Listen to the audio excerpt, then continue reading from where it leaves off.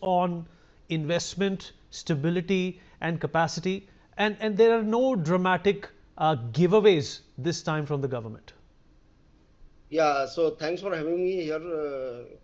So in my view, I fully agree with you. This is a, forward-looking budget where we are focusing on, continuing with the reforms process and also focusing on the skill development in the MSME sector, which is a major backbone of our industry, right? So I would like to touch base 4 5 points here. Firstly is the tax reform.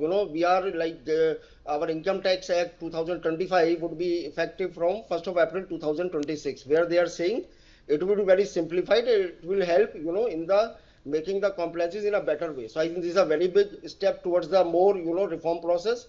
Then secondly, the capital expenditure, we have given an allocation of 12.2 lakh crores of capex budget here, right, which is, I think, in 2014-15 it was just 2 lakhs. From 2 lakh crores we have reached in 10 years time to 12 lakh crore. And the capex budget has a five-fold impact on our economy. If we are spending 1 rupee, it will have a impact of 5x in our economy by generating jobs, by generating demand for the various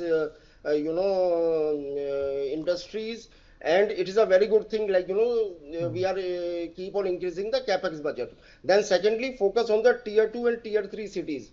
This again is a very right step, because see, our major people live in the tier 2 and tier 3 cities and Right. the rural. See, the one way of reviving economy is to do the capex to the extent possible, right? Nowadays, if you see, the capex by the private companies are not much more, right? So they are, I think, I don't know, they are either waiting for the demand to grow. So the action of the government to increase the capex by the government of India is a very welcome step. They are keep on increasing this, and this way it will help in growing employment and growing demand. So I think it will have a very good impact that as the demand will grow, that the private companies will also you know start investing in the capex thing. So it would be a very good impact of this. Then secondly, if you see, focus on the tier 2 and tier 3 cities is a very good step again, because see, most of our people stay there in the tier 2 and tier 3 cities. So once they get employment, they'll get the spending power. So again, it will help us in our overall development. Then the as it has been touched base by other people also, like this deficit of 4.3%. This is a very good step. Like, we are focusing on how we can contain the fiscal deficit, right? So it will help us in maintaining the lower interest rate as well as the health of the economy. Okay. So I think this is a very good budget in a very right direction. And we are also trying to see how we can focus on the domestic growth, because there are lots of problems which are there internationally. So the focus on the domestic economy will help us, it is help us in growing in a right way, in the right direction. Yeah. Given a program, it's called the Launch of Semiconductor Mission India, the ISM 2.0. 40,000 crores is the outlay. The Biofarm Shakti scheme is going to get 10,000 crores. It aims to make India a global biopharma hub. In terms of the capital expenditure as well, which is huge, 12.2 lakh crore, how is this likely to transform India's velocity as well as India's speed to getting to Viksit Bharat?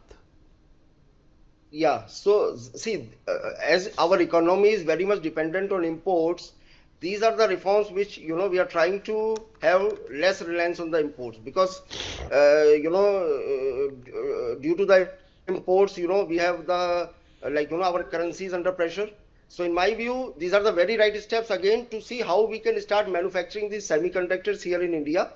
So the dependency would less on imports, and our balance of trade will also improve, right? So the point is how we can be self-capable of manufacturing the things, within India, and not having the reliance on the outside world for this. So semiconductor is one of the many, things like that. So these are very right step. Over to you.